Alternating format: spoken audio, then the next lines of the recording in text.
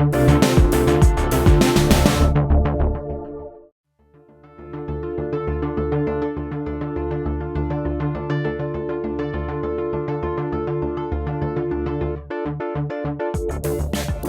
takes the wraps off the Surface Mini, the Surface Pro 3, and we snag a demo device.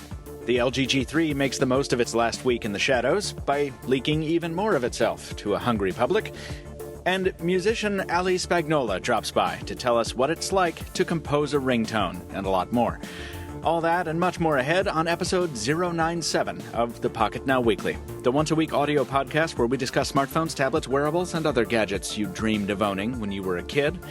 From Boston, Massachusetts, I'm your host, Michael Fisher, and sitting in the co-pilot seat somewhere west of Kitty Hawk, today's co-host, Taylor Martin. Welcome back to the show, sir. How do you know I'm not in Kitty Hawk? I know that you're never in no one's in Kitty Hawk. There's a museum there and some hills. That's all. I've been there. It's actually really nice. I would like to go someday, actually. I'm actually interested in aviation. I'm just going to throw this out there. I'm actually about 2 months from probably moving to the coast.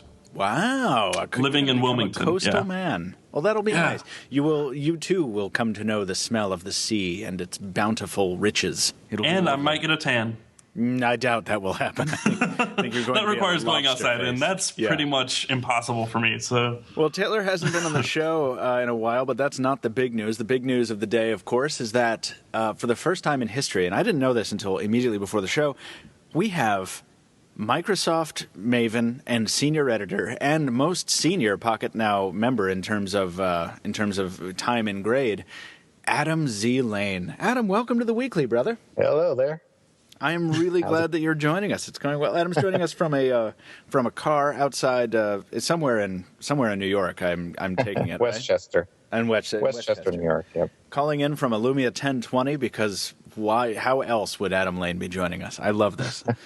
And Adam is here primarily to talk for the first part of the show to talk about the Surface Pro 3. Adam, do you have the Surface Pro 3 with you right now, the review device? Not right now. It's on my desk. Okay, that's all right. You're going to work from memory. Yeah. It's all right. I trust you to do that. Taylor, did you watch any portion of the live announcement, or were you busy? I did some live blogging. Or I didn't do it. I read some live blogging. And I actually, during the live blog, I was talking with a Microsoft employee who was also sitting across from me in the coffee shop. Oh. Kind of sort of ignoring me because I don't think he wanted to talk about it. So it's more like me talking to him, asking questions, and he's like looking up at me every so often, like kind of sort of nodding his head, so I'll shut up. Maybe he might have been on the Surface Mini team. It might be why he was bent out of shape about that. He was very upset. So we should talk about that. Last week on the show, if you missed it, we sat here and we talked about what we were expecting for the Microsoft event, which happened on Tuesday. And I sat here and I said something like, we had run a story, I think Jaime wrote it, a news story. It was like, Surface Pro 3 to launch on Tuesday at Tuesday's event? And we're all sitting here on the air just going basically like, no, that's crap. Of course that's not going to happen. Like, the Surface Pro 2 has only been out for 6 months. Why would they do that? No, it's just going to be the Mini. What is everyone smoking? And so, of course, today I'm eating my hat because what we saw at the event was the Surface Pro 3, not at all the Surface Mini. It looks like those Surface Mini rumors were pretty much spot on. And the only reason we didn't see one was due to a directive from management to halt the announcement, to put that on the back burner and to save it for another day. Adam, are you at all familiar with this? I heard a rumor that they halted it so that they could wait for the touch version of Office to be available. Right. Which would make sense if it's a RT device. So it would be similar to the iPad version of Office. Which is actually very, very nice. The iPad version of Office? I did a video on it. Yeah. And I used all three. So it's Word, Excel, and PowerPoint.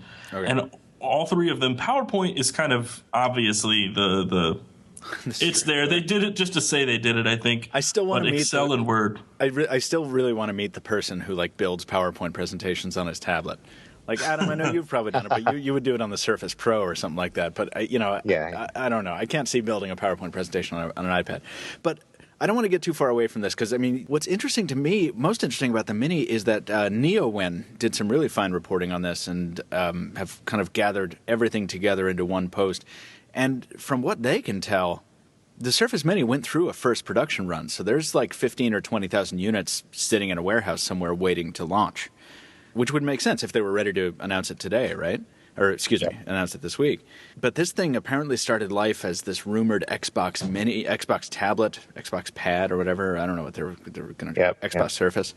And then when they decided a gaming tablet really didn't make much sense in that context, it kind of rebranded it and stuff. So it's a very interesting story. We have it in the rundown and linking to that source. But that'll be an interesting thing to see.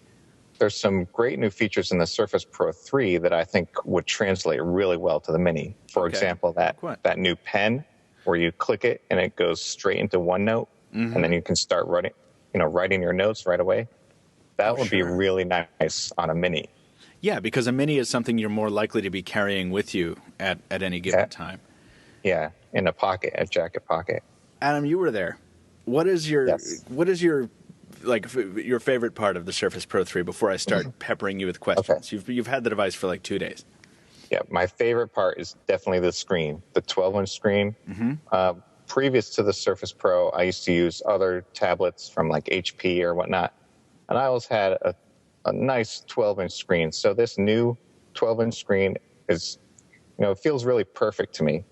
And the aspect ratio I like a lot. Yeah, that's an interesting thing. It's 3:2, right? Yep. So I don't know. I can't remember really seeing that aspect ratio on a lot of tablets up till now, but it certainly looks like it makes a lot of sense. I think they were comparing it to a legal pad at the unveiling, right? Yeah, it feels a lot like a thick magazine. With the type cover on or no? Oh, well, depending on what kind of magazine you got, yeah. But actually, let me tell you, last night I compared it to the Surface 2. And if you've tried one of those, it is extremely similar. Like, I had to put it down on a table and macro close-up look at the thickness. The Surface Pro 3 is a hair thicker. I thought that they had the proper CPU and fans. Yeah, so I know it's 9.1 millimeters thick. And it's about as light. And in terms of weight, it's 800 grams, which honestly, I'm sitting here watching it, not having handled the device. I was a little bit let down when I compared the weight because, I've got the iPad, the 4th generation iPad sitting here, and I've always complained that that's way too heavy. And the Lumia 2520 is about 615 grams, and that's a pretty beefy tablet. So 800 grams, that didn't make me the happiest. But considering that they've blown up the screen to 12 inches, I respect the hardware accomplishment. I just sort of want and the impossible. Core i7 and 8 gigs of RAM and 512 gigs of SSD. Right. No, it's a monster. We actually have a thought thread here that I sort of want to sound the chime on and do because Christopher Drummer wrote in to ask us, "Hello, Pocketnow team. My question is quick and simple. Would any of you be willing to switch your MacBooks or Airs for the Surface Pro 3?" And I want to dive into this a little bit deeper in a minute, but assuming I was going to do this, okay, say I was going to give up the MacBook Air I use every day, which is a 2012 model that's pretty spec-packed, for the Surface Pro 3, which one should I invest in? What is the difference here between i3, i5, and i7 for someone who does not necessarily follow processor architecture very closely? I'm not sure if I can really answer that too accurately. The i7 is the most powerful one, so you'll have the most CPU usage there. But I'm pretty happy with the i5. I've been running Premiere Pro and Photoshop and all sorts of high-end programs, and they're running extremely smoothly. And this one has 8 gigs of RAM as well and 256 gig SSD, so I think it's kind of the middle-range model. And Taylor's just dropped off some specs in the thread here. What are you looking at there? Is this the price list? Yeah. So take us through that, Taylor. What are the actual prices on this thing for entry, mid, and high end? Okay, so the base model is the Core i3 with 4 gigs of RAM and 64 gigs of storage, and that's $800 or $799. So if you pair the $130 keyboard with that, you're at $929 for a base model. Oof. Yeah. Yeah. And then that goes all the way up. So if you go to the i5, the base i5 is going to be $999. That's 128 gigs of storage, still 4 gigs of RAM. If you double the RAM and the storage, that goes up to $1,300. And the base i7, that's 8 gigs of RAM, 250 gigs of storage, That one is $1,550 basically. Damn. And then the top end model that's fully maxed out with everything without a keyboard. That's i7, 8 gigs of RAM, half a terabyte of storage, and that one is $1,950. Throw in a keyboard, you're looking at $2,180 plus tax, and yeah, right. and or $2,080. Yeah. The justification that Microsoft is using to justify them is to say that the Surface Pro 3 is finally the device you can buy if you don't want to sacrifice, if you don't want to compromise, if you want to get a tablet, laptop hybrid that is actually going to do the job of each equally well, then this is finally the device for you. Finally. Like that was the impression I got through the entire hour of the presentation that I watched. Yep. From a hardware perspective, Adam, and I mean build, when you have the thing on your lap, I know that's been the biggest frustration for me with the Surface, with the 2520 and its power keyboard, with pretty much any tablet and a keyboard case, it doesn't work as well. You know, with a laptop, I can get the hinge down around my knees and like extend fold the screen all the way back, and then it's well balanced. It's not going to fall over. But with something with a deployable kickstand around back, that's tougher to do, and you feel like you're kind of cramped. The screen is too close to your stomach when you're sitting. How has it been for you? What's the story on that? Has this friction kickstand solved that problem, or are we still having trouble? When I'm using it on my lap, I hold it like a tablet, so I don't even use the keyboard. I fold the keyboard back, and then you're holding it right on your lap, and you use the stylus to do all the input. Okay. But so it's extremely comfortable. Sure, that's always comfortable. But if you want to if you want to really hammer out some stuff, you're sitting on a bus or a plane, and the stupid tray in front of you is broken or it's not big enough, as often happens to me. Yeah. And you want to put it on your lap. Can you type on it comfortably? Like the point you made, you do have to have a little more area on your knees for that kickstand to sit on something there. Yeah. So the keyboard does get closer to your stomach there. So yes, that is an issue. Right, and that's not a defect. I mean, it's just part of the design of how the Surface and most tablets with kickstands are built, which is still frustrating. To me, that's still an innate compromise that you have to make with something like this, where it's the weight distribution. Because if you have a laptop, all of your components and everything are in the bottom, and all your weight is in the bottom. Everything, like your display, is just there. It's like a fraction of what the base of the computer weighs. All of your weight is in the top, not the keyboard. So that was something I realized when I tried my first iPad keyboard, because it was I can't remember exactly what it was, but I would sit with the iPad on my lap and the keyboard, and it would just fall off the back of my knees all the time. No, it wasn't an iPad. It was the Transformer from Asus. So I would put it on my lap and I'd be typing, and like the keyboard would lift and bounce when I would type. Yeah. So and certainly that happens on pretty much every keyboard accessory for a tablet I've ever used as well. But Adam, there's a strip here, right? There's a magnetic strip on the type cover that locks into the bottom part of the Surface, which certainly looks like it rigidizes the thing a little bit. It does. It makes the screen is more stable. Like, if you don't have that strip and you touch the screen, it kind of wobbles against your knees with the kickstand. Uh-huh. But when you attach that little magnet, it becomes much more stable. So you can touch the screen and it doesn't move. See, that's interesting. And I wouldn't have expected a result that profound just as a result of changing the mounting point of the keyboard from the port on the bottom to changing the load-bearing joint, as it were. Yeah. So that's interesting to hear. It doesn't solve that problem that you bring up, which is the weight distribution issue, but it does at least rigidize the whole thing, and I imagine makes it a bit more comfortable. What about the trackpad, which has been miserable on every single Surface? Oh, yes. It's much, much better.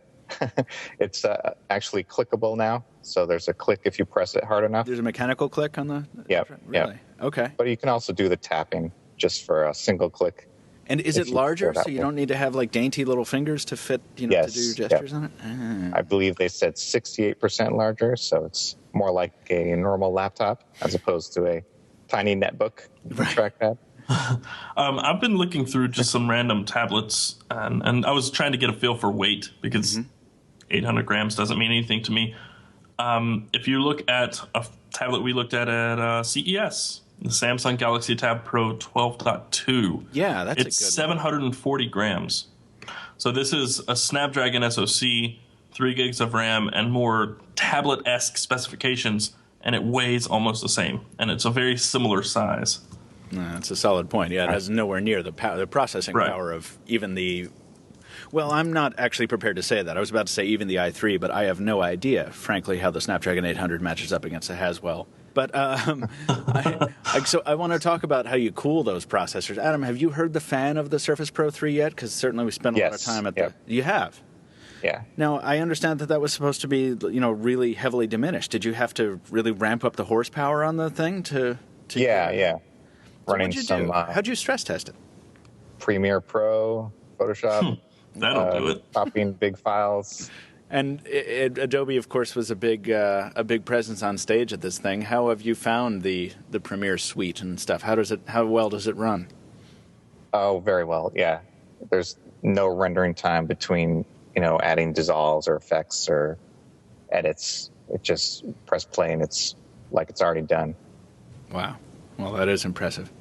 I understand the fan ridge is still there from what I see, and you say that the hardware is very, very similar to what's gone before. But would you say I don't mean to dwell on this fan thing, but even Panos Panay said it on stage. He's like, yeah, it's hip to not have a fan. We had to have a fan, but we made it invisible, basically. So I guess it is very quiet. It's kind of like a very subtle hiss. Okay, and that's only when it's under load, right? Yeah. Okay. Tell me, Adam, this just hopped to mind. For those who are thinking of picking this up, but in addition to the desktop power, they want some really well-honed tablet apps. Obviously, Windows 8 has some, really not a lot. What is the story with that emulator that you told me about a year ago? The Android app? BlueStacks? What's that called? BlueStacks? Yeah. I haven't tried that recently. I should install that. Yeah, fire that up. I'd like to see that. Because your review is going to land, next week probably? Yeah, I'll see how quickly I can make that happen. I would love to see that covered because I think a lot of people when I'm sitting here and I'm looking at the Microsoft offerings or I'm walking by the Microsoft store and I'm like, wow, which one would I actually get? I really like the 2520, except I can't stand Windows RT because it teases me with ability and then it hits me in the face and tells me no. But so I would get, if I were investing, I would get a full featured Windows 8 device, but only if it could also match my need for tablet optimized stuff. No, I guess I don't have that big a need. Taylor, I mean, it saved me. The pen, yeah. The pen saves you from a lot of that. Yeah, I don't know if it does, man. Let's talk about it. Yeah, because the pen has been designed like a Bic pen, right? It's comfortable to hold. I take it, right? Yeah, it's a aluminum metal, so it's a little thicker than the previous one. Okay, so it feels much more substantial. Does it have a battery in it? Yes, it has 3 batteries: a quad A battery and then 2 small watch batteries. Wow! All right, come on, wait a second. There's 3 batteries. There's one type of one battery and 2 types of another. Yes. Get out of my face. Okay. How long does the battery? How long is the battery life on the pen? I'm not sure yet, but it's been working fine so far. So at least that far, it's much better than the Dell Venue Pro battery, which is really horrible.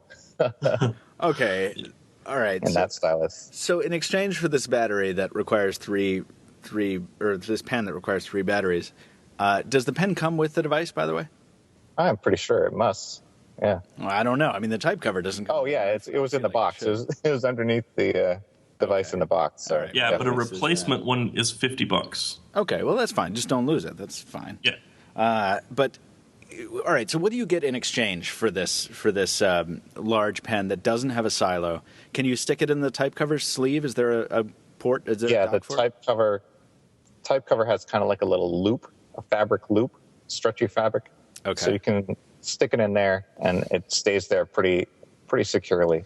I'm going to get to the good aspects of this pen in a second, Adam, but I just got to say, isn't it annoying that there's not? I know they had a big miniaturization challenge with this device, but isn't it a little irritating that they couldn't find a way to integrate the pen as a siloed component? Because every time I see a tablet with it just bolted on, I'm like, oh, that's so cumbersome. It ruins the lines, Yeah, but the tablet is thinner than the pen. So well, that's a good point. It's not like you could fit it inside there. You're right. And they didn't want to go super thin with the stylus because they wanted to make it a natural fit for the hand like a real pen is. Okay. Reminds me of the, I think it's called Cosmonaut. I had it, and my roommate stole it. It's a stylus it's a capacitive stylus, but it's shaped or made to be like an expo marker or like a whiteboard marker. Oh, interesting. And it feels really natural to use, except for there's a little air gap between the outer coating and like the inside, and it doesn't register unless the tip touches the inside. Oh. So you have to press, and that's why I stopped using it. But it was really, really nice to use and hold. It just wasn't very accurate. Yeah. Which I guess is really a high point of the Surface Pro 3's pen.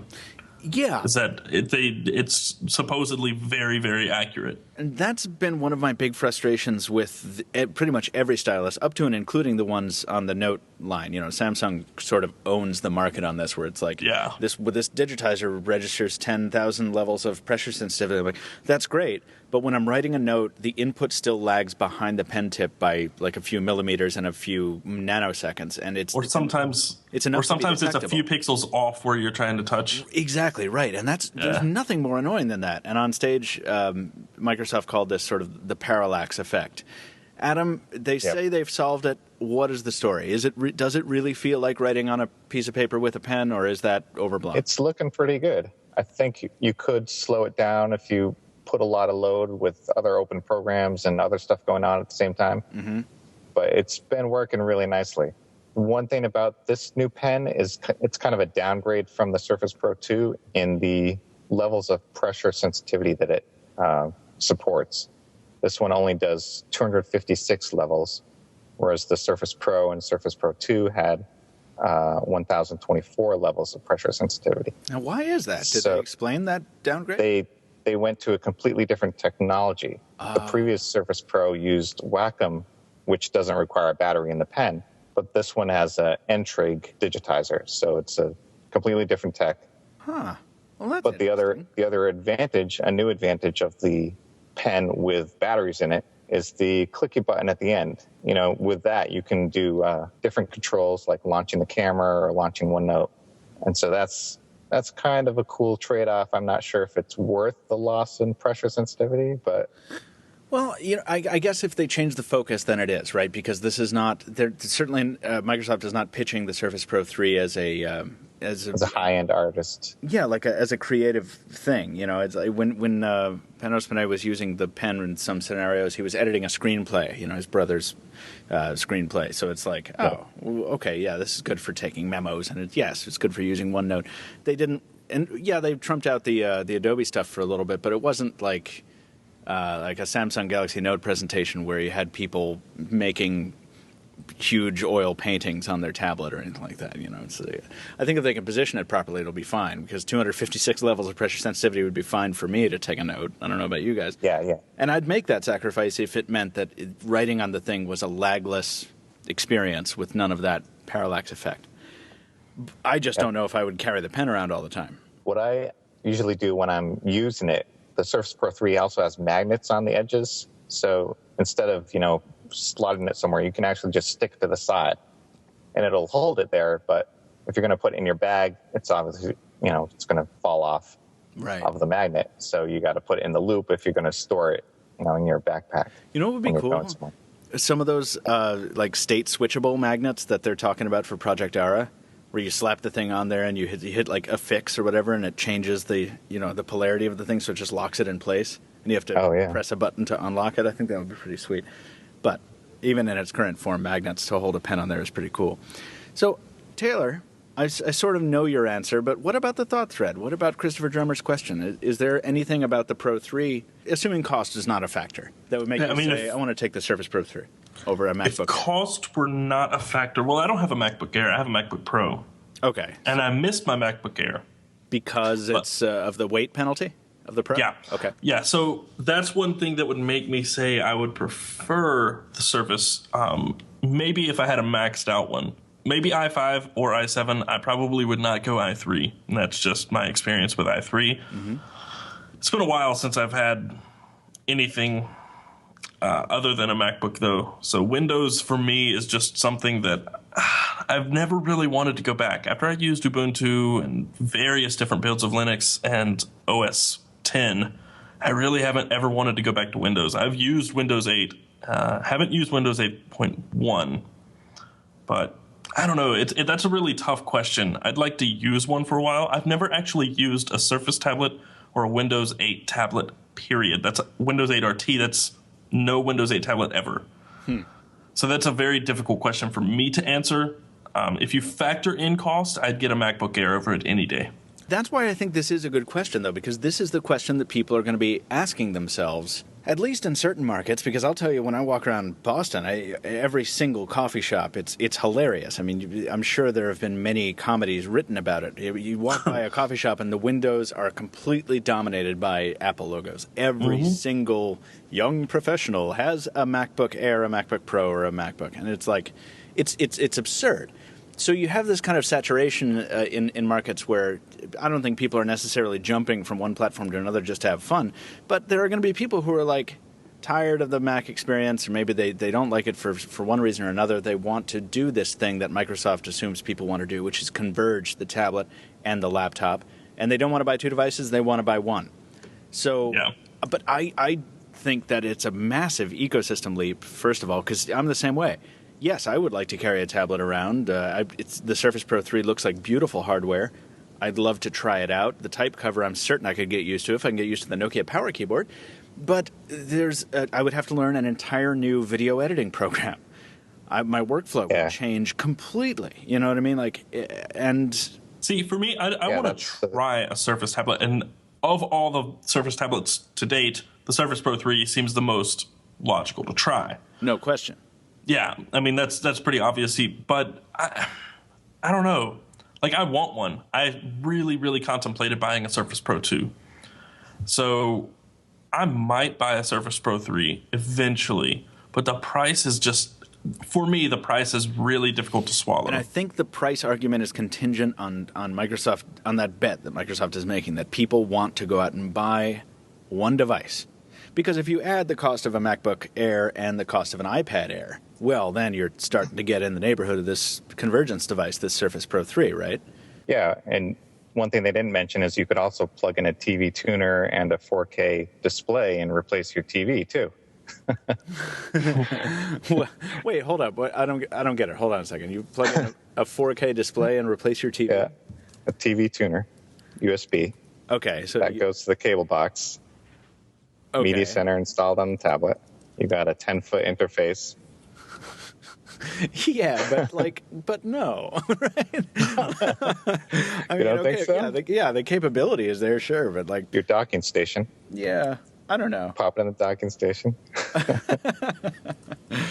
Now, it's got DVR. There's so much utility to it, right? Yeah, is Media Center still around? Is that still a thing? Yeah, that's awesome. You know, actually, Media Center sort of blew me away back in 2006 when I got a big beefy HP Pavilion, like the top of the line everything, with my commercial money from shooting a commercial, and I was like, Media Center is awesome. I'm using my remote on my laptop from across the room, and it's cool. But then it kind of didn't really go anywhere. Like, I thought it got folded into Xbox and sort of forgotten about. But it is kind of forgotten about it, but it's still there and it still works. Interesting. I'm still using it. I would still use it too. If I were running primarily on Windows stuff, I'm sure I would still use Media Center because I actually liked it quite a bit. One last question that I have, I'm going to make sure Taylor gets a chance to ask his final question, but how's that side Windows key, man? Like, I like that they moved it because it gives you the impression that you should use the Surface in portrait as much as you do in landscape, and it actually looks pretty good, but how is it on a day-to-day functionality basis? I do not like it. You prefer it down on the long side? Yeah, if you're using the pen and you're using the tablet in like landscape mode, and you rub your hand over to the right side of the edge, that button is not rejected when your pen is near the screen like everything else on the screen. Oh, no. I have been accidentally opening the start menu when my hand goes over there because my hand is resting on the screen, and if it slides way over there too much, it might activate the start screen. Oh, that's rough. Maybe they can fix that in a firmware update because that seems like a very large oversight that seems like something that would pop up very often in a test case. Yeah. Yeah, it seems like it should be fixable. Yeah. Wow. Because, I mean, that's what happens with, say, the Galaxy Note 3 or any of the Galaxy Notes, because they have capacitive input and then they have inductive input with the stylus. So when inductive input is near the screen, all capacitive input is turned off completely. Oh, really? Yeah. That's built into like the palm rejection thing? I don't know. It's been a while since I used a Note. Yeah. So when their digitizers are Wacom digitizers, which are inductive, and when the stylus gets near the display, all capacitive input is turned off. Period. Huh. Yeah. So I don't know. Yeah, like this uses what sort of digitizer? I haven't even looked into it. So I don't know. Adam said it before. It is inductive. It's inductive. So yeah, why not just cut off all capacitive input? Yeah. Even 2 hardware buttons. Yep. Oh well. I probably knew that once, but I forgot it. Yeah. Yeah, had to replace it with more relevant information. That's right. Yeah. Well, thank you for the primer on that, Adam. I know you got to go get lunch, but one last question before you go: what is your feeling on the battery life so far on the Pro 3? Panos Panay said it has a year's worth of standby time, which is hilarious. Oh, I don't know about that, but it's been very good. It's about the same as the Surface Pro 2. All day. I don't carry a charger around, so it's been pretty good. Oh, and it has connected standby now, so that's a really good addition. Give us a refresher on that. What's connected standby? The previous Surface Pros, when they went to sleep, they didn't get Skype instant messages or emails. Oh, okay. So it's just like cellular sleep. Now that it'll sleep, but it'll still listen for notifications, and it'll give you a little chime if you get something? Yep. That's very nice. So I do have one final question, and it's about the cover, the type cover. Are the keys loose on that? Because in the picture for your hands-on video, the keys all look like they're at a different level. Yeah. I've never used one of these. Like that. Yeah. Are they actually like way off? Like they look really loose in that picture. No, they don't seem loose too much. It seems about the same as the previous type cover, when typing on it. Oh, I see what you're talking about. Yeah. Yeah, it looks like if you like took it and shook it around a little bit, they'd like jingle. I'll have to check that again. Yeah, because like if you look at it, something interesting there. Yeah, it looks like the shingles on the side of a house. Really. yeah. That's what it looks like. That's really cool. Though. I mean, it looks like there's a fair amount of travel in that. Is that the case, Adam? Oh, you can definitely feel when they're pressing down. So it's very good that way. The first gen type cover was actually pretty good too. Did they make a touch cover for this thing? I don't think so. No. Haven't heard anything about that. It's probably best. I really adored the touch cover's looks, but functionally I couldn't get it to work too well for me. I think this is the most exciting Surface, certainly in history. I don't know if Taylor wants to do the review rebuttal on this, but I certainly would like to do it too. Yeah? I do, because I've never used a Surface tablet. That's nice. All right. Anyway, Adam, we all cannot wait to hear what the story is on this thing. You're going to compare it to the Surface Pro 2, correct? Yep, and probably the Surface 2. The Surface. You have a Surface 2? I borrowed one last night and got some time with that. Hold on a second. We went to the Microsoft store, and then we went to the Apple store where our Surfaces. Hold up. Is that the one you were talking about before when you were talking about the thickness test, or were you talking about the Surface Pro 2? The Surface 2, the RT one. Oh, so yeah, because the Surface Pro 2 is legitimately thicker, right? Yes, yes. Yeah, that's why I was confused before. I was like, what are you talking about? This is way thinner. Okay, I see. Awesome. All right, good. So if you remember the original Surface, the Surface Pro 3 is about that thickness and weight. Which is awesome. I think Adam Dowd has our house Surface RT, and man, that thing was super futuristic in the way it was thin. Do you miss the clack of the kickstand? I'm done with questions after this, I promise you. But it still clacks at the end. The way it works is the first little bit, kind of like similar to the original Surface. That part moves very quickly. Oh, and then it gives a bunch of friction. So when you want to change the angle, it's much more stiff. Right. Now, I get the friction part. I just thought it was from the start. It started doing but it actually flips out and is spring loaded to a certain degree setting. Yeah. Yep. Oh, well, good. Then they can still do fun choreographed dance commercials, which I hope they don't do. This is great. Adam, would you buy one? I mean, knowing what you know now, I know your review isn't done. I'm just kind of trying to get a sneak preview. I really prefer the Wacom stylus with much more pressure sensitivity. So I'm not sure if I would. I really like the 12-inch screen, though, and the much thinner body and much lighter. So it's hard to decide. Understood. Well, I will ask you again once your full review goes up and I read it. And we'll be talking about this device more on the show, and I'm looking forward to Taylor getting some hands-on time with it as well, so we can get a different perspective from someone who has been criminally negligent about his exposure to Windows. I have not been negligent. I've just been deprived. Been deprived and neglected from you guys. Neglected my butt. You don't have parallels? Yeah, well, no, I do. I've tried Windows 8. I want to try it on a Surface. You want it on a proper device. That makes sense. Yeah. And then I want to take a crack at it because I want to run DOSBox and run my old games on the Surface, and that will make me run a Surface Pro 3. Do you guys mind if I put Linux on it? Yeah, I mind a lot. I appreciate you coming by, Adam. Thank you for carving out the time in your day to call us from your phone, and let's talk again soon. I'm really glad you made it to the weekly. Let's not make it the last time, eh? All right. Cool, man. Thank you. We'll talk to you later. Talk to you later. I didn't realize that was the first time that Adam Lein had come on the weekly. We've been trying to get him on forever, but I thought he was on, but I was actually realized afterwards that I was actually thinking about the editorial roundtable for the HTC One M8. Yeah. Yeah, well, he was on that one, and he was on the next one. Yeah, that's right. Yeah. So it's crazy. Yeah, he was. That's what it was. That's where my confusion sprung from. Anyway, It's good to have him on the weekly. We need to close out Windows, move into Android, and then we have the feature segment later with Ali Spagnola, which I'm very excited about.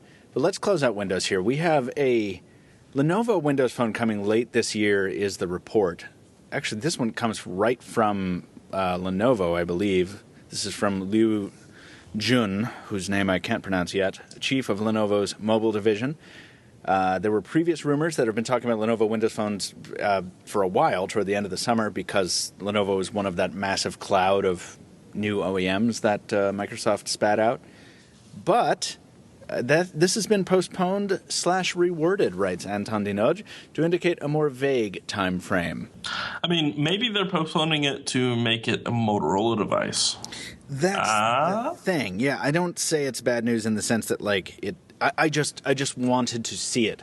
Ideally, just like we've seen the Lenovo Android phones, I want to see the pre-Motorola acquisition Lenovo suite and then the post-Motorola acquisition suite. Were you about to say you want a Motorola Windows phone? No, I was going to say that I'd much rather see it as a Motorola incarnation than a Lenovo phone, because I've never has Lenovo's made phones before, correct? Yeah, Lenovo has a whole line of actually pretty sweet-looking Android phones. Yeah, right, but they're just not really all that compelling. Well, yeah, and they also haven't been around that long. I don't think they're priced right. They're not offered in a lot of markets. Like their mobile offering was really half-hearted until the Motorola acquisition. They don't have the clout Motorola has as a smartphone maker. Which is the reason they bought them, yeah.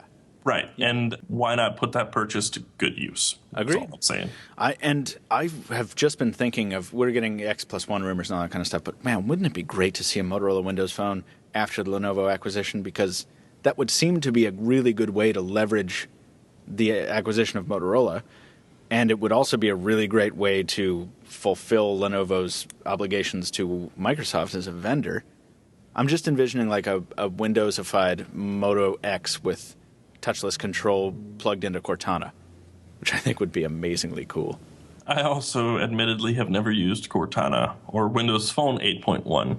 Yeah, because your icon is still running the official build for 8, which is what you used for that comparison, yes? Yes, which is a perfect segue into... It was until you called it out.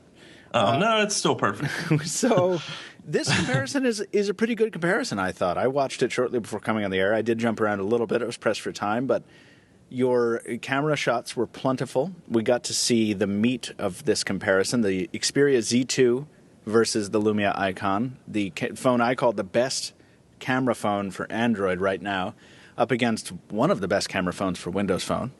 Yeah. And what was your takeaway? Go ahead. Well, the one reason that I say it's a perfect segue, or was a perfect segue, is because everyone who is just, I guess, fighting or pulling for the Lumia icon was like just terribly upset that I did not take into consideration Windows Phone 8.1. And I did. I noted it in the software section. I said if this were running 8.1, it would be a totally different story, and I would have a much more difficult time choosing which phone won the comparison or to recommend, choosing which phone to recommend.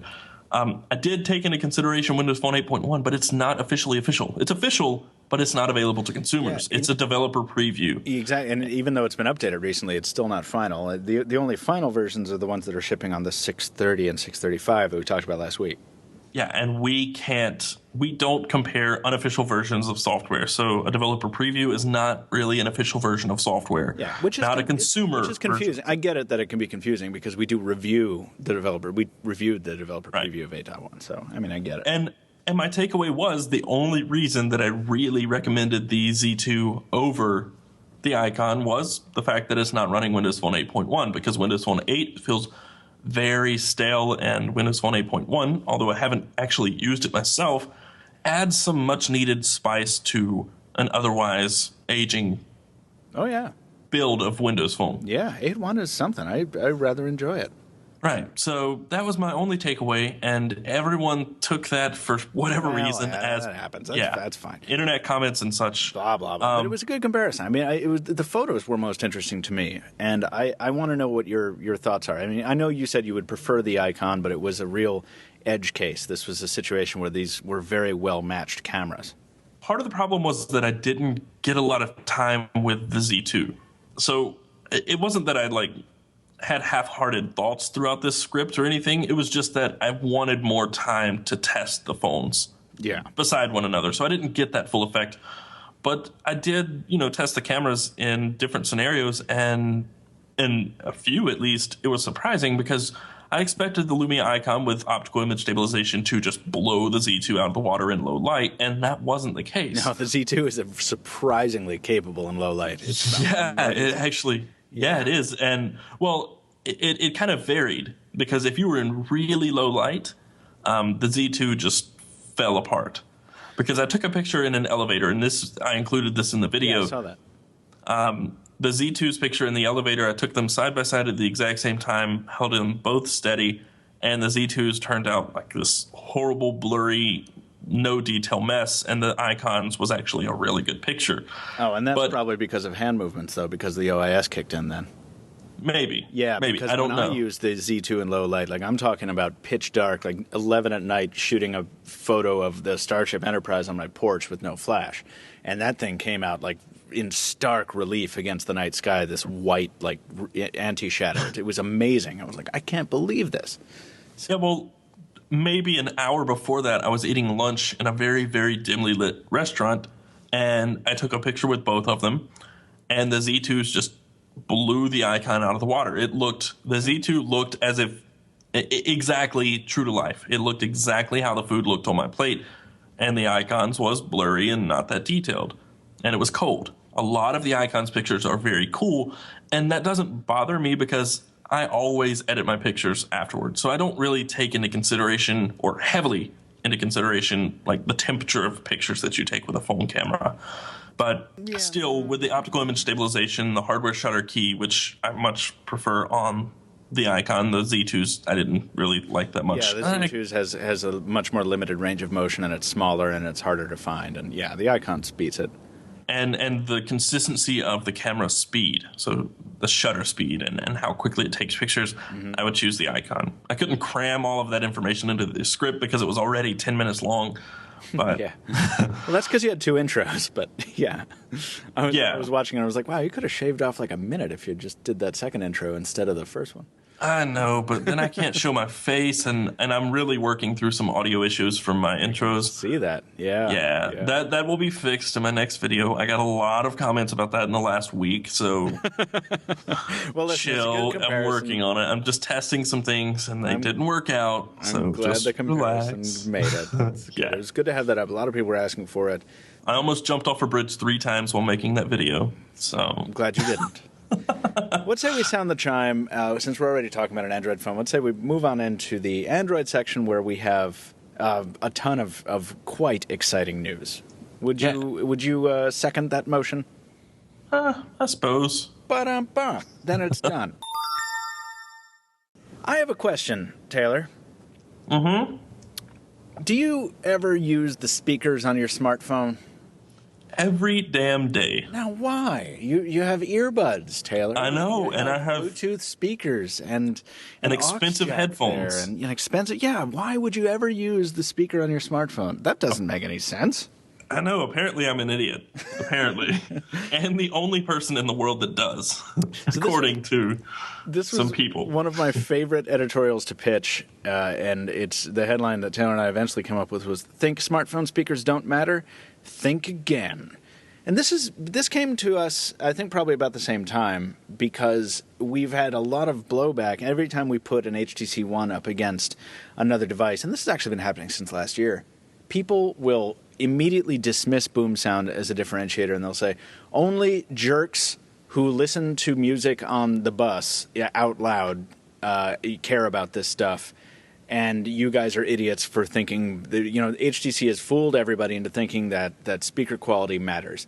And it's no longer confined to HTC. Now we have Sony with the front-firing speakers on the Z2, even though they're not very loud, they're still there.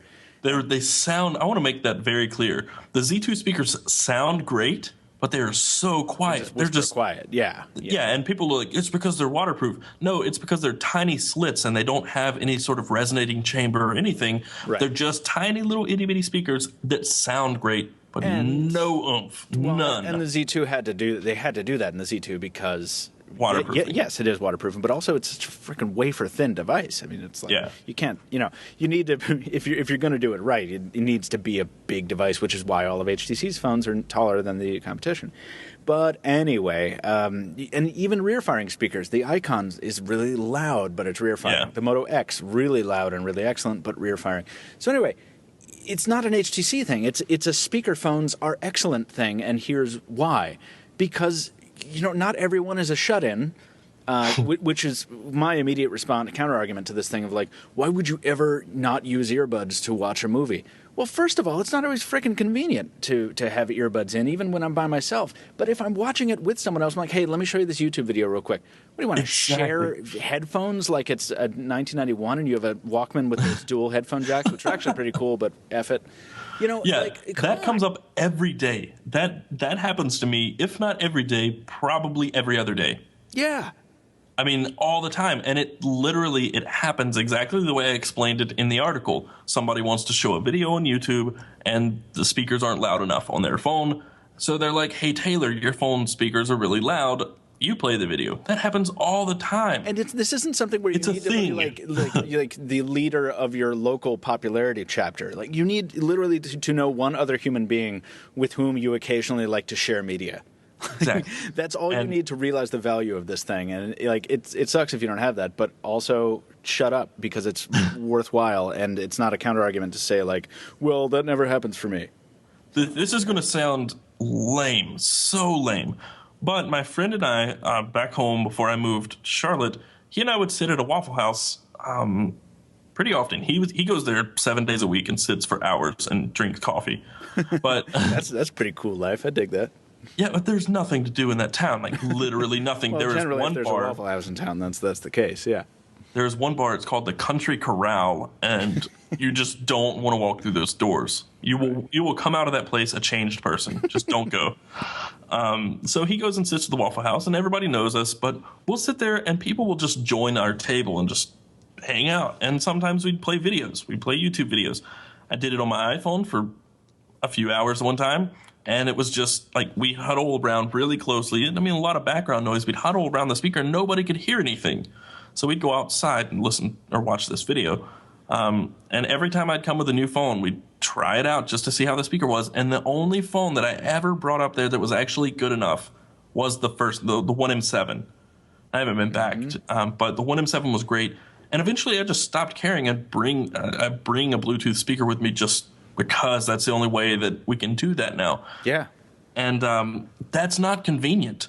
My Bluetooth speaker is literally... It's the shape and size of an energy drink can, one of the giant like monster energy drinks. Do you have a Beats pill? No. It's bigger and better than a Beats pill. It's the Ultimate Ears Boom.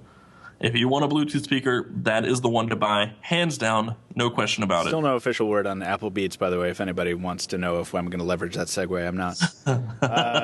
Yeah. So, all right. So, the point is, there is a cogent assembly of arguments in favor of speakerphones and why they are not irrelevant, and they are linked in the rundown. I just basically put it in here because I agree so vehemently with this editorial that it needed to be said. It needed to be talked about. And if you have a counter-argument, listeners, I know my tone suggests that the next words out of my mouth are going to be shut up. That is not the case. I want to hear from you. If you have a counter-argument, shoot it at us. I mean, podcast@pocketnow.com is the email address, really, because it's an interesting dialogue to have. I can't think of a counter-argument that I would agree with, but I'd like to hear one. Yeah, like alarm clock. Playing music, ringtones, speakerphone call. There's so many things, and people are talking about. Yeah, and people are like, "No, I never use my smartphone speaker." I guarantee you that is a lie. That is a lie. And I want to read just one more line, and then we're done. Yeah, one more line. Then let's move on. It's the end of it. If you disagree, you're either lying to yourself, basing your conclusion off never having used a phone with a great audio experience, or you're one of those weirdos who runs around literally everywhere with LG tones around their neck. And I wanted to read that on air. I wanted to because I have a group of friends. There are 4 or 5 of them. They wear LG tones on their neck everywhere they go. We go to bars. Is that a Bluetooth headset? It's this Bluetooth headset that like has this band. It's like a rubber neck band that's like it hangs around your neck, and then it has it has earbuds that are connected to it. Oh, gross. And the earbuds are connected via wires to the thing that goes around your neck? Yeah. I hate those. No. People who wear glass shouldn't be punched in the face. People who wear those weird contraptions, should also not be punched. Nobody should be punched in the face. But people should get grief for wearing LG tones, I think. Yeah, I think so too. And I had to throw that in there. I had to say it on air because, I mean, as much as people love these things, like everybody I know who's ever tried LG tones just loves them. They look ridiculous. They look stupid. And all of my friends wear them everywhere. No. We go to a bar. We go anywhere. My friends are wearing these around their neck, and it is so dumb. I am no one to tell other people what they can wear. But up until like 2 minutes before the podcast started, I was literally wearing a Star Trek comm badge on my chest. But, hey, do what you want. All I'm saying is those things look stupid. Yeah. All right. I want to ask you, Taylor Martin, if cases excite you. Are you the kind of guy who gets jazzed about flip cases on smartphones? Not really. I'm actually the kind of person who rarely ever uses a case on my phone. However, the M8 has changed me. I'm with you. And why has the M8 changed you?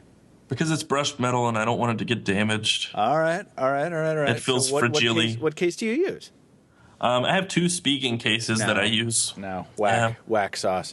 The only right answer to that question is the dot view case because it's the most badass MFN thing ever. It looks cool and it's awesome when it's closed, but if you want to use your phone, period, then it sucks. then it's the worst case ever. But it's one of those, for me, it's one of those trade-offs that I will make. I use Minuum as my keyboard. And so gross, yes. I love Minuum, but I can't use Minuum with the dot view case because the keyboard, like when you're typing, it bounces around. It's and like the keyboard just goes nuts. What do you call those inflatable houses that you jump around in when you were a kid? The one that flew 50 feet in the air the other day? Yeah, I heard about that. Injured 3 kids or whatever? Yeah, that's not the one I'm talking about. That one in particular is not, no. No, so anyway, the dot view case, I too was like you, Taylor. I like my phones naked. I do not like cases on my devices. But a while back, some cases started to change my view there. The Galaxy S4 is the one I'm thinking of, with the S View cover, I think they called it, which was the first time that I had encountered a phone where when you closed the flip cover, it had a window in it, and the screen would adapt to it and display content only in that window in a really cool way. So we did a short video on it, and I was like, wow, this actually makes me want to use the S4 a lot more often than I do. And plus, that window is not just a hole in the case, it's got a layer of plastic so it protects the screen. The whole thing is protected, and I can still use it. That's awesome. And then the dot view case, which we've already talked about. LG has made official, before the G3 even launches, they've released the teaser for their Quick Circle case. Taylor, look at this for 2 seconds and tell me you don't want one. This is awesome looking. That is crazy. Why don't you? You're a nutso person. Well, okay, so the appeal is that what you just said. You can use your phone with it still being completely 100% protected. And this looks really cool because it makes me think Moto 360 because it's this circular display. So tell people what it is. It's like you just said it, flip cover? S-View case or, S-View case. Flip cover, yeah. Yeah. Somebody else calls it the flip cover, but yeah, anyway. I don't know. But it's like that, but it has a circular cutout to interact with the display. And it's not just like for notifications or music. You can actually use the phone because it actually shows you like a back navigation button.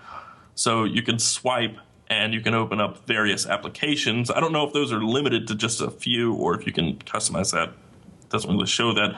But you can go into settings and do different things and control your phone. Yeah. And then you still have a back button. So you can actually use it a little more than you can with Samsung's S-View case or whatever. Yeah. So it looks pretty cool, but it looks really cool. Like the interface is circular, so it's like a rotary interface. You've got all these circles that line the perimeter of the thing. Yes, you can do the camera. If you watch the whole video, which I'm sort of trying to do now without it yelling in my ear, obviously it's really, really loud. Yeah, you can make and take calls. You can see the time and date. You can play music. You can looks like activate some sort of health feature that probably talks to that LG health band that I'm probably not going to buy. There's other stuff going on here, but it looks and there's a lot of utility to it without even having to open the thing. But like you say, we can do some of this on the S-View cover already. The Note 3 has that big old window in it. The LG the G2 has one like this, but it's not that. It's like the G Pro 2, I think, has a case like this where you can do a lot with the thing closed. But this is special because it's circular. And I think you said it right. It looks like a Moto 360 bolted onto the front of a smartphone. But those icons are just hideous. All right, the software is probably not going to look very good. The software is hideous. Yeah. And I can't get behind that. Yeah. We're going to have to wait and see on the software. But, it's funny you mentioned that because when I was looking at this thing, you know what that circular thing would be perfect for? The Google Now Cards View microphone Google voice search thing. That should be the center of that thing all the time. You should just be able to press it and interact with the phone vocally via that circular window and a special layer built for it. Now that would be exciting. Yeah, if that were the case, then maybe if that were the case. But it looks like this is like LG software layer, their Optimus UI, and confined to that stuff. I can't get behind it. Now, if something like that for the One M8 were to happen, I might change my mind. But I don't know. Whatever. M8's got dot view. It doesn't need this mess. Dot view is like useless. Dot view has very limited functionality. No, that's the point. Dismiss notifications, and that's about it. And you can answer calls. Well, yeah. See the weather. But and that's it. That's about it, yeah. No, so this offers a lot of utility, and I really hope that I echo your hope that it's customizable and that LG does not exert a vice grip on this thing to prevent you from using it with apps that are not LG created. You know what I mean? Yeah. I hope you can throw in, it would be so cool if somebody built a circular Twitter app for the thing. I would use that all the time. They'll probably include, their Q-Slide apps? Oh. We both just. Yeah. I think we're gonna have to go. I'm sick now. Let's move on. Let's move on because we're gonna be talking about the G3 a whole lot next week. Yeah, we are. Along with another device that I just learned that we're going to be talking about next week, and another device we can't talk about that we're going to be talking about next week. Next week's going to be a busy show. Before we get so there, cryptic? Because I have to be. I know. Yeah. Additional Galaxy S5 hands-on videos reveal more and more of upcoming phone. It's an interesting title choice you made, Stephen. I think he basically didn't want to say GS5 Active because we're not sure this is the Galaxy S5 Active, but it sure does look like it. This is coming to us from TK Tech News, a.k.a. Prepaid Nerds on Twitter, who has been dropping science on us ever since he got a hold of what he called a Galaxy S5 Prime, which turned out to be the distinctive physical characteristic of it was a case that you can get on eBay for like $10, but it was indeed a different hardware. So basically, a bunch of people called him out and said he was a faker, and then he dropped like 10 videos showing this Galaxy S5 Active, which is I do not think is a fake. It looks like something Samsung would build. I don't know if that's a compliment. It reminds me of the those AT&T push-to-talk phones. What were they called? The Rugby? Yeah. I think so. It reminds me of like what a Rugby 4 would look like or something. It's beefy. I don't think it looks very good. But the point is, it is a hands-on video. There are many hands-on videos. And he's not done yet. From what I understand, he's got like a backlog of unreleased devices that he's going to reveal to the world. So we're going to keep reporting on these. It's interesting. It's definitely. Yeah, this reminds me. I have not looked at these videos. You should. They're yeah, I'm looking right now. Yeah. The side of this so-called Galaxy S5 Active looks a lot like an iPhone case that I had back in the day. The slanted grooves. Yeah, listeners, it's like diamond plate, except it's just parallel lines going in the diagonal across the thing. And yeah, it looks like a Galaxy S5 that you put a huge bumper case on. Except it's not, because the hardware buttons are different. We have the hardware keys below the screen, as we did on the S4 Active. And it basically looks to be answering the question of why do you need a Galaxy S5 if the Galaxy S5 Active if the S5 is already waterproof, and basically it's probably going to have mil-spec. Well, not mil-spec, but does he talk about specifications at all? I actually do not know. He's in the settings menu right now as I watch it. It's the G870A is the model number, SMG870A. Android is 4.4.2. There's nothing really special about the software build on here, but I think it does have some ruggedization. I agree. I don't know that it's not clear that it's mil-spec. I mean, certainly not. It just looks like a bunch of rubber on the thing. But this is what you need to do. If you're going to release your flagship phone as a waterproof phone and you are still going to do the active thing, then you have to make it rugged. You have to make it able to withstand some abuse, because we know the S5 is not necessarily a fragile phone, but it's not, you can't like really throw it around without effing it up a little bit, you know? Yeah, he was banging it on the table, said it was military grade something. Yeah. Well, he was shaking it before. Like, one of his first videos of it was, and I love it. I'm not making fun of him. I like TK a lot, but he was shaking it. He's like, guys, optical image stabilization. And he kind of like shakes the thing around for 10 seconds so you can hear a rattle inside. I don't know that means optical image stabilization. Certainly, sometimes it does. So on Twitter, I'm like, cool scientific test there, bro. And he's like, yeah, straight out of MIT. If you just scroll down to the comment section, though. Leave him alone. I'm not even going in the comments on these, because after the absolute beating that TK Tech News got for running his first videos, like, you're a fake, this is a lie, this is just garbage, why are you wasting our time? I just like watching this avalanche of confirmations. Like, if these are fakes, these aren't fakes. Like, do you agree, Taylor? Like, yeah, that looks legit. This is absolutely legit. And it looks like Samsung is not the only one, the only OEM that he's going to be dropping stuff from. I do want to know what these little dots around the buttons are, though.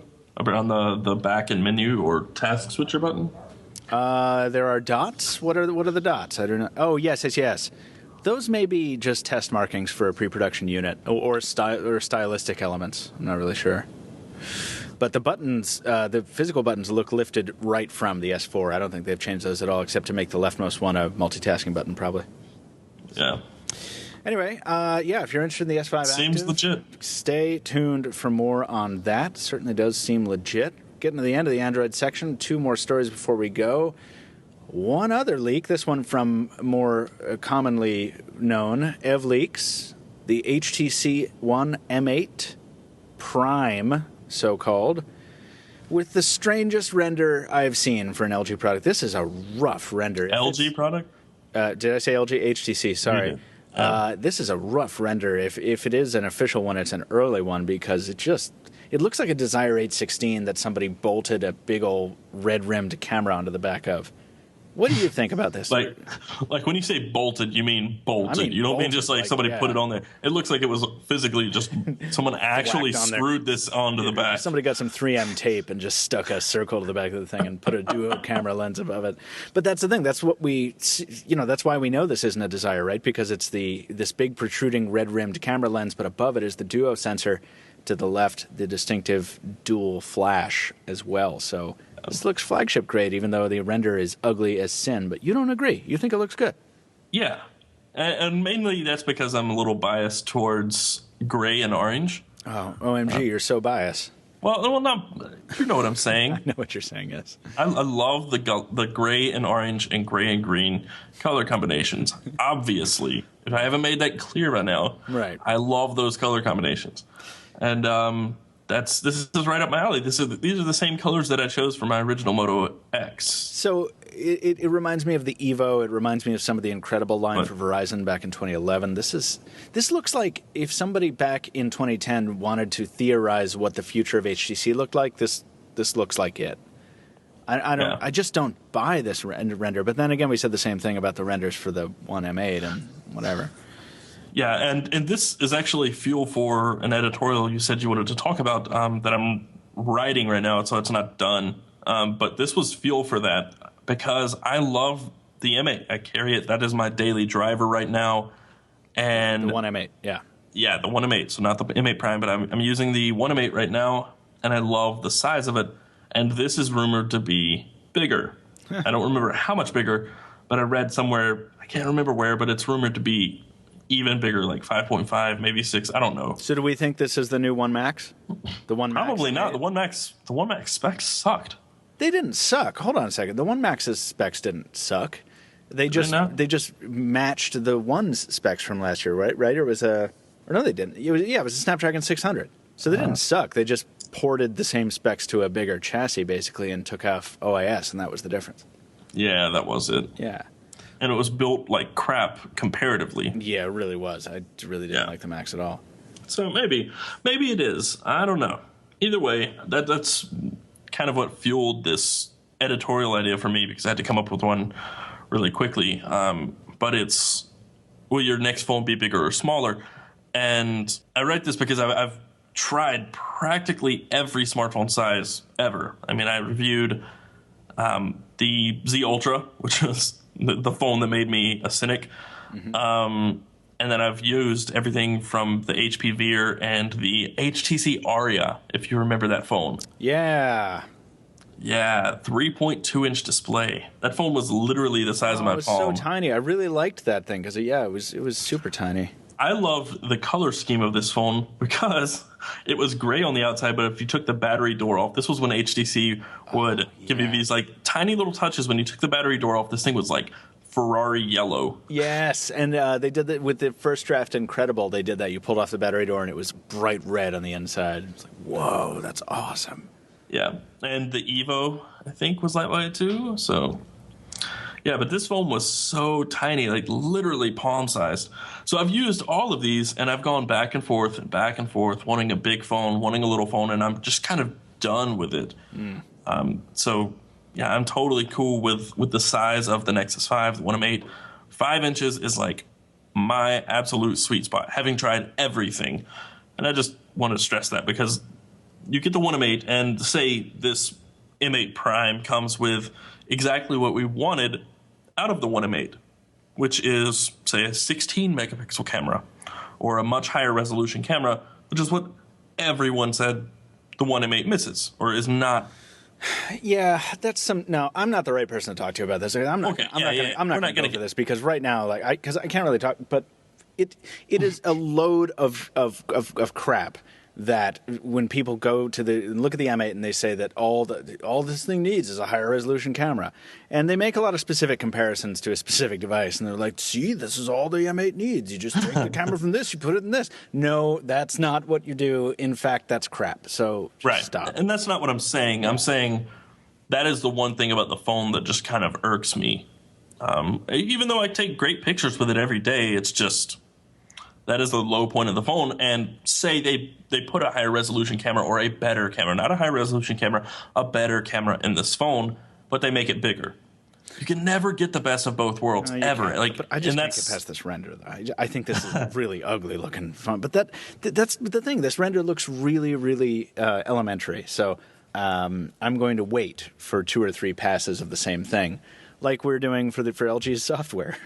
Yeah. when the G3's first software leaked like a month ago, I'm like, let's wait and see. Hold on, let's just see what it is. And now it's like, wow, this is really gross looking. All right. Yeah. It's always nice to wait for the release day, so that's what we will do. We'll keep reporting on that. Finally, into the wearable news, Moto 360, everyone's favorite new smartwatch. Motorola has opened up a contest to design your own watch face for it, which is pretty cool. It looks like a pretty simple engine. You throw in whatever image you want. It pastes it on a render of the watch, and it looks pretty good, even if you don't put too much effort into it. Anyway, the contest, one of the prizes is you can win a 360 yourself, which is pretty sweet. But that's not the thread of this story that we focused on in this news report from Stephen Schenk from a couple days ago. Instead, it looks like there was some hidden information in here.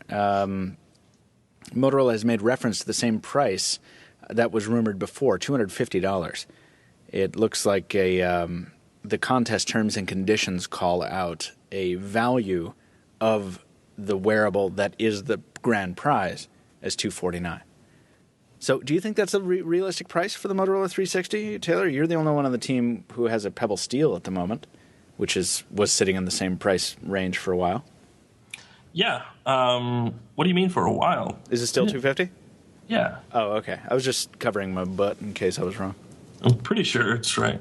I don't think it's changed, but yeah, I paid $250 willingly for the Pebble Steel. I actually only ended up paying $225 because they did that little thing you where would have paid $250 if you paid the regular price.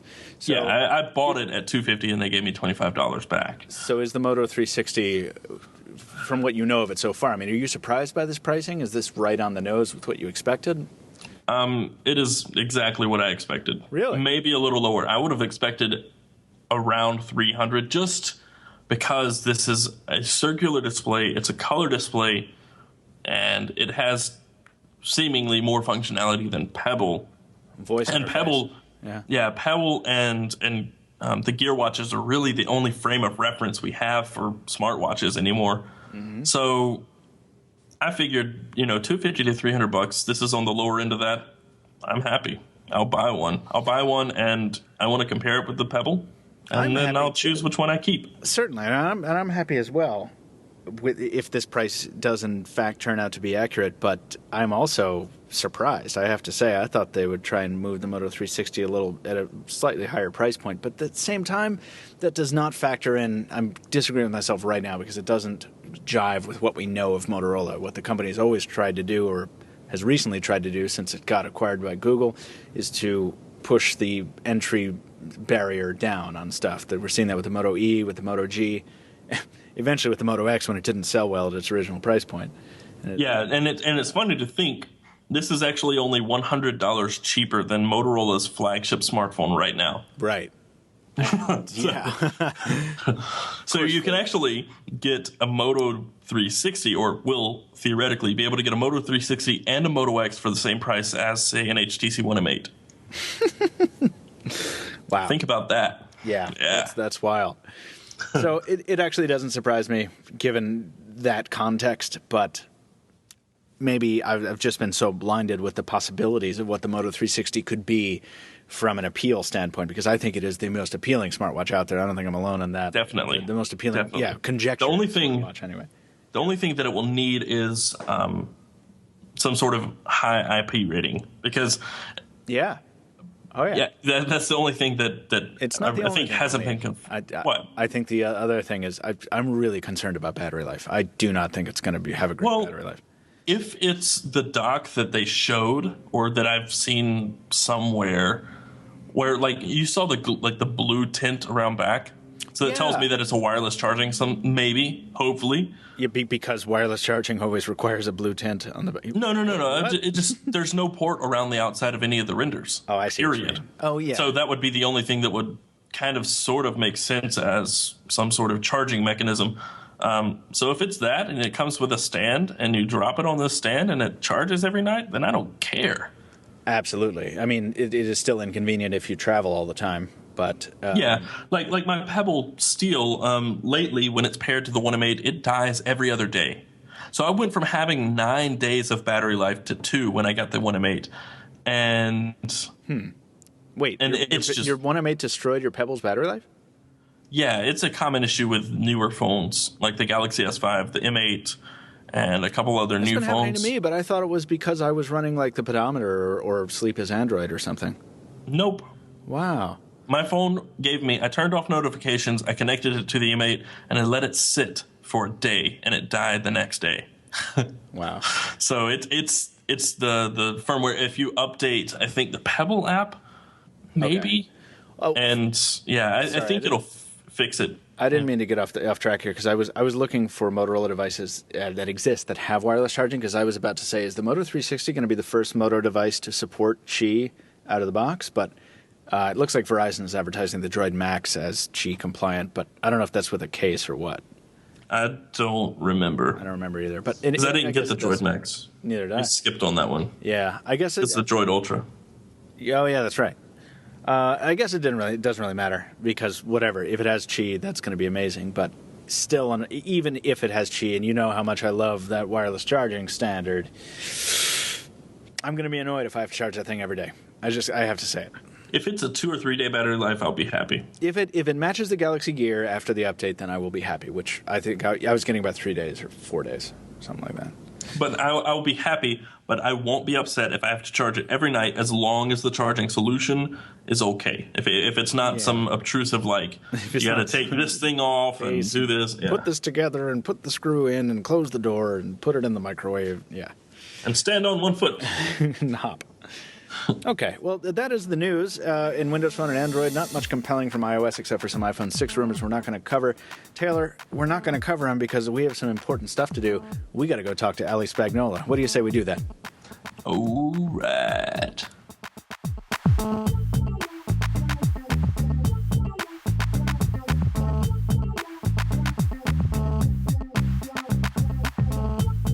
Folks, our transition track is called Radiation, and when we use it on the air, I usually say something like this. You may recognize it as one of the ringtones on your Nexus 4, Nexus S, or Galaxy Nexus, and it's also a full-length song by a musician called Ali Spagnola, an artist with millions of fans and a lot of fun to her live shows and concerts. Ali also has a bunch of very fun videos at her YouTube channel and at alispagnola.com, both of them linked in the description below. Like I say, I usually say this, and it's always true. But I don't usually follow it up by saying, we have Ali Spagnola right here with us.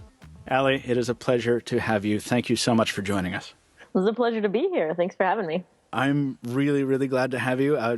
Once again, on the air, I should express Taylor Martin's sadness that he can't be here. Listeners, Taylor got hung up writing an editorial, so I lied last time we were on the air. He's not coming back, but that's okay because we have plenty to talk about. If you are not familiar with Ali, some stats. If you're not familiar, she is an internet personality, a pop culture vlogger, a visual artist, a performance artist, an expert at drinking with a helmet, but most importantly, a musician of uncommon range, from ukulele folk to rap. Ali, what do you call yourself if someone asks you to encapsulate yourself in like one sentence? I call myself a drinking composer with a music problem. That's an awesome tagline.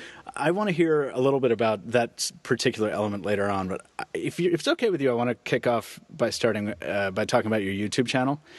Yeah, absolutely. I've spent the last probably 45 minutes binge watching Ali Spagnola videos. And the channel is kind of this monument to absurdity, to awesome absurdity. You've got everything from made-up lyrics to the Jay-Z Solange thing to a commentary on Michael Bay's CES meltdown. Our listeners would remember that. To a story about how you got banned in Michigan.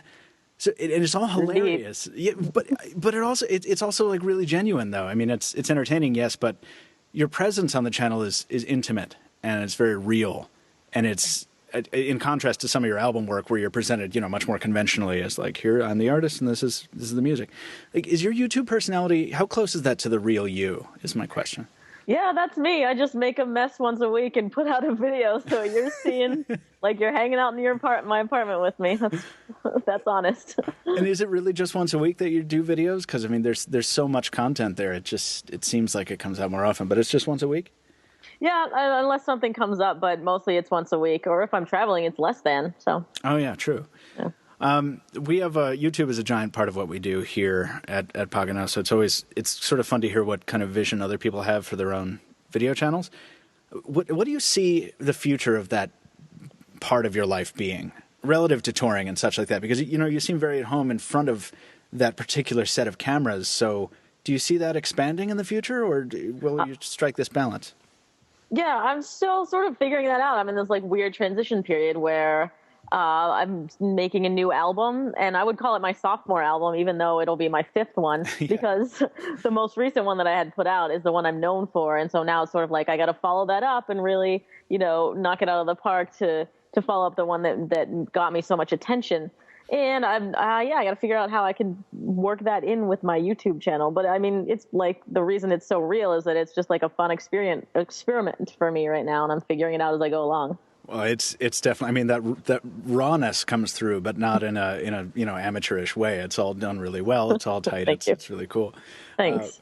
With your most recent album that you were talking about, is that The Ego, or is that Free of Style? Which one is the more recent one? The most recent one actually is the Power Hour one. So that's the one that sort of got me all the attention. And now I'm going to step away from that. And even though I gave you my short bio that's funny, it is very pinholy, or I'm stuck being the drinker, and I'm going to move towards the musician aspect. So is that like your sense that most people perceive you as like, oh yeah, okay, Ali Spagnola, I know her. She's the one that like drinks all the time and like does the drinking music. Is that what it is? Or yeah, I'm pretty sure that's how I'm known. Or yeah, on Twitter, just being like the drunk comedian kind of thing. Well, all right, then that leads perfectly to my next question. Tell us about how you were banned in Michigan, please. Can you wrap that up for us in a nice little bow? Yeah, it's pretty complicated, but basically I was going to play a show at a school that I call Tech. They also call themselves Tech, actually. And everything was booked and great and ready to go. And then like the day before, my drummer was already driving out there, and the venue canceled on me mysteriously. And so I rescheduled, and that venue canceled mysteriously. And then I rescheduled and canceled mysteriously. And this whole time, all of the students are helping me to try and reschedule. And we just don't understand what's going wrong. And it turns out that there was someone out to get me in Michigan that had the cops involved and the state liquor control board. And they basically said I cannot perform in Michigan. Just one person out to get you? Or well, it seemed to be one person that was sort of spearheading it all. And then he got like everyone else on board to kick me out of the state. It got to the point where I was driving there and the students were just setting up a meet and greet where we weren't even going to play my show that's may or may not be illegal in Michigan. It was just going to be like hanging out. And the cops said, no, Ali Spagnola cannot hold an event in Michigan. Wow. Yeah. And ultimately, so I actually didn't get to the end of your video. So that happened? Like that was a cancellation? You did not have any kind of event in Michigan ultimately? Exactly. I just went and hung out at a bar, and there happened to be other students there at the time, but we were not allowed to hold an event. Wow. Yeah. And this has to do with something that we should probably explain. This is a result of the nature of your show, right? This is because of the Power Hour concept. Can you explain that really quickly? Yeah, so my live show doubles as a drinking game, and when I'm performing, the audience is playing along, and so it's like an interactive party, and also something that apparently terrifies the whole state of Michigan. And so people, as I understand it, take a shot of beer every time you start a new song at one of these concerts, right? Yes, every song is a minute long, so every time I change the music, everybody cheers together and drinks. That sounds awesome. Unless you live in Michigan, in which case it sounds awful, apparently, to one person who has great sway over everyone else. Yeah. That's unfortunate. I'm sorry to hear that happened. Have you? How far have you traveled? I mean, is it a nationwide kind of tour? Are you? I forgot what you said earlier. I know you're working on another album right now. Are you on tour right now?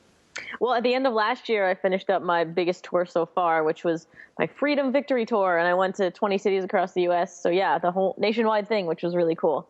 And so now, I'm working on new music. Awesome. Now, how did you this is such a lame question, but I am very interested in how you started with your musical career, because it is so far-ranging. And at one point, in 2008, Wikipedia says you were doing custom artwork for like visual artwork. Yeah, in 2008. I don't know. Wikipedia is not trustworthy. I'm still doing that project. I've been doing it for 7 years. Really?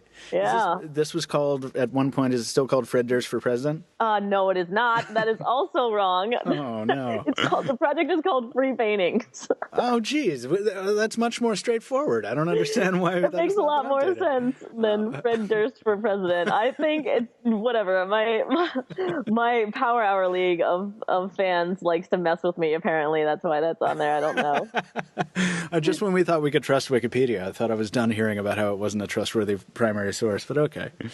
Well, that is awesome. I'm sure that your origin story extends for layers and layers beyond that. I want to talk a little bit about the context with which you and Pocketnow became accidentally intertwined.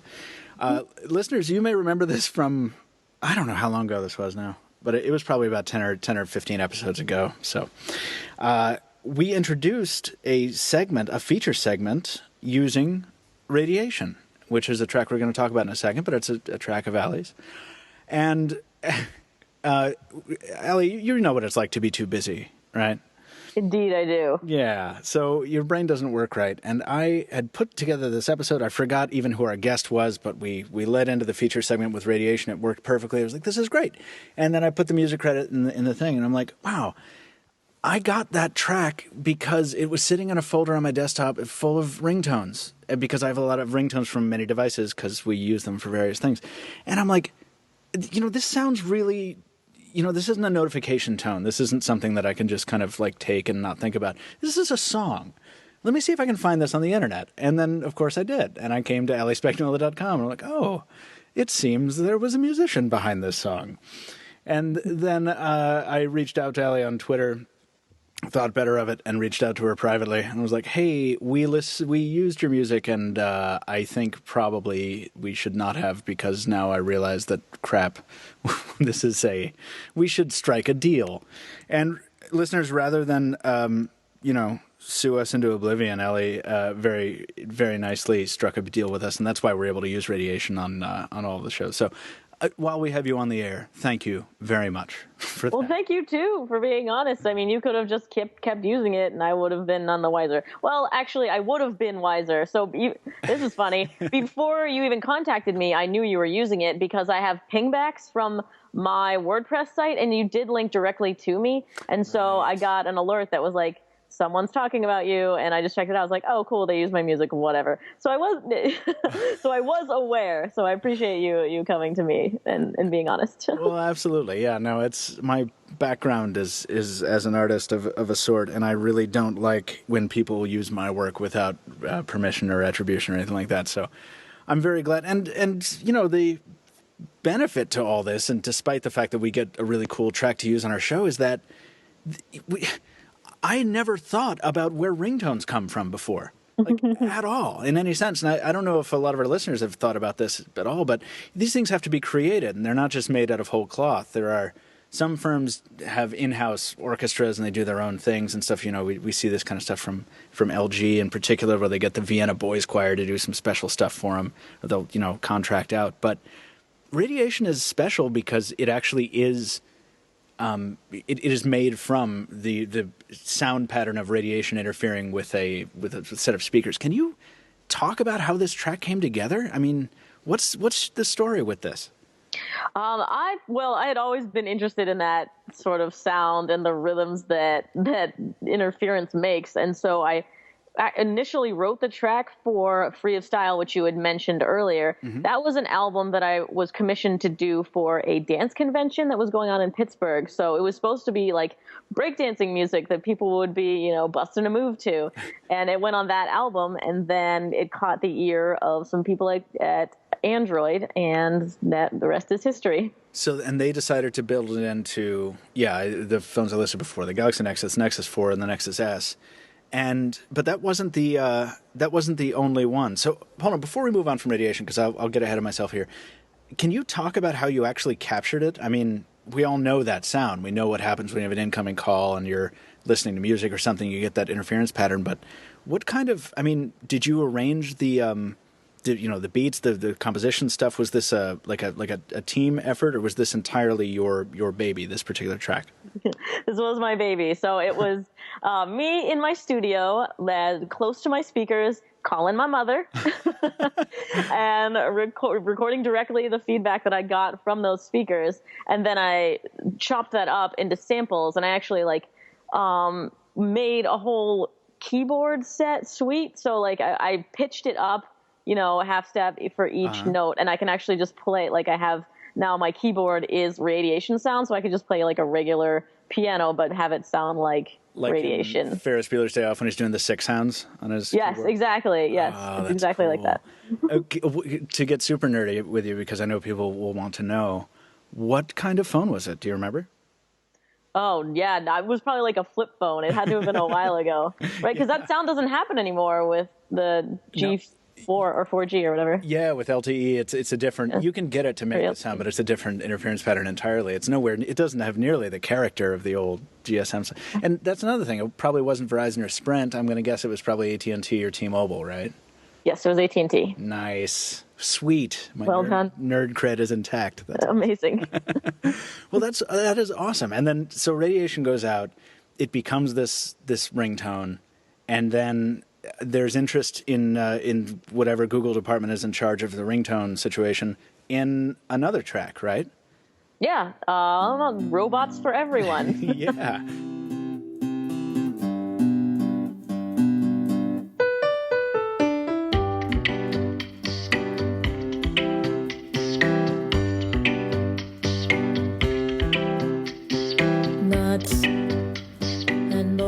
Circuits and smiles.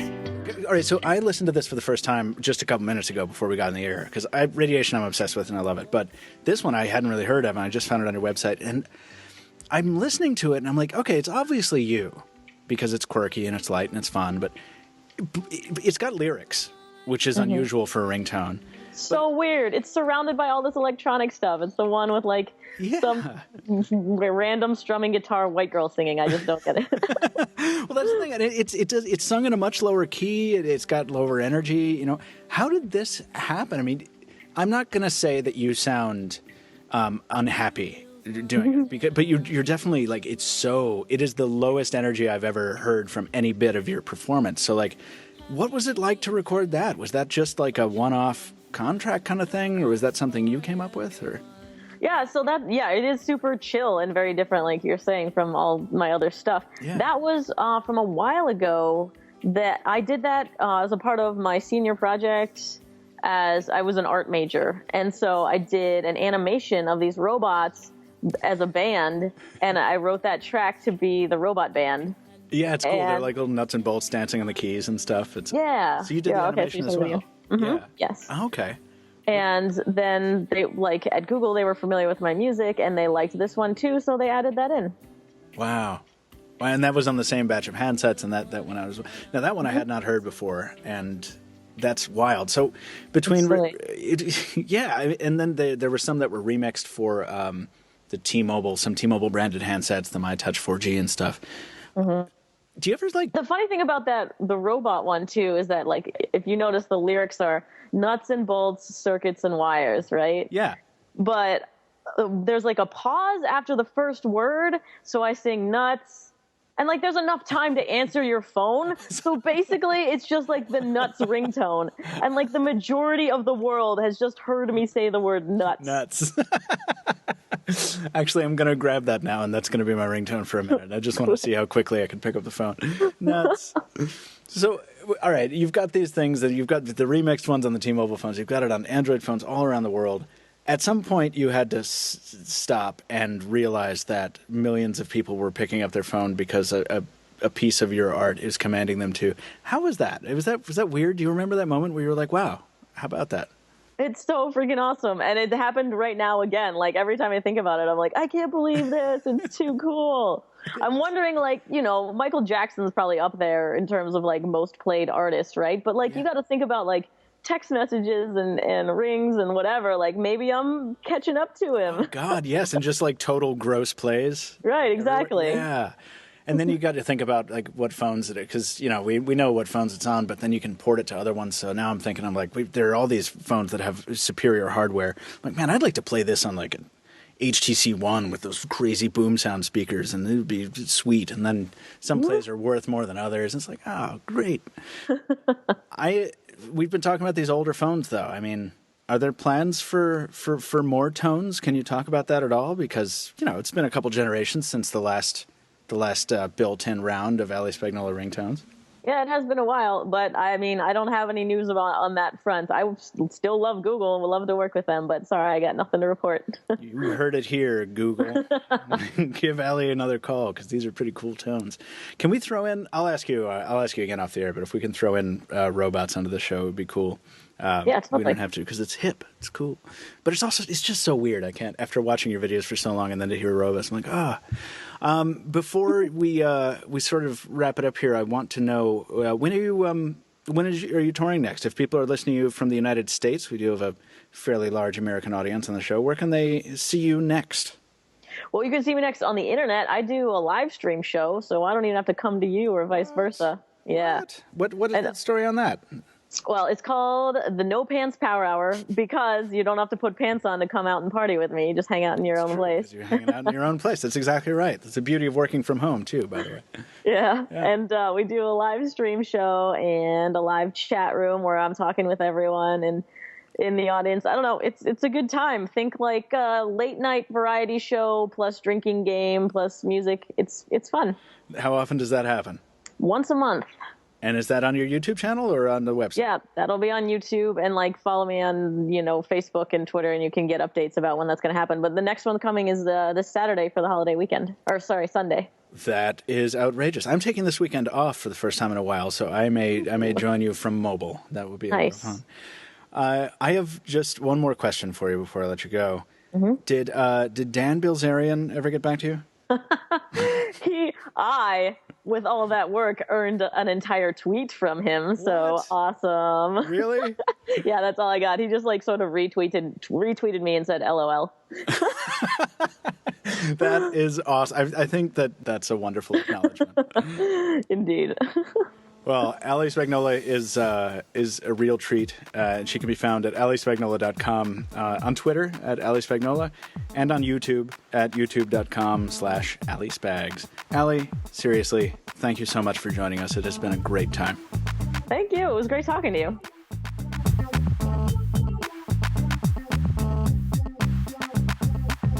Folks, that's going to do it for this episode of the Pocketnow Weekly. Thank you for joining us, everyone. And again, thank you for all your listener mail every week. We love it.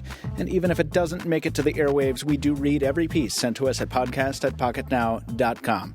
Also, be sure to find us on Twitter. Adam is at AdamZ, ADAMZEA. Taylor's at CasperTech, CASPERTEK. And I am at Captain 2 Phones. That's Captain, the number 2 Phones. And thanks again to our special guest, Ali Spagnola, who is, one more time, at Ali Spagnola on Twitter and alispagnola.com. You can also follow Pocket Now officially at Pocket Now on Twitter, Instagram, Facebook, and Google+.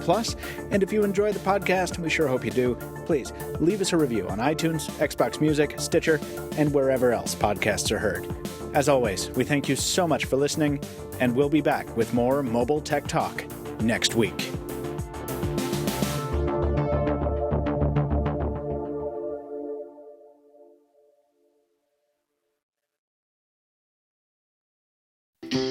Nuts.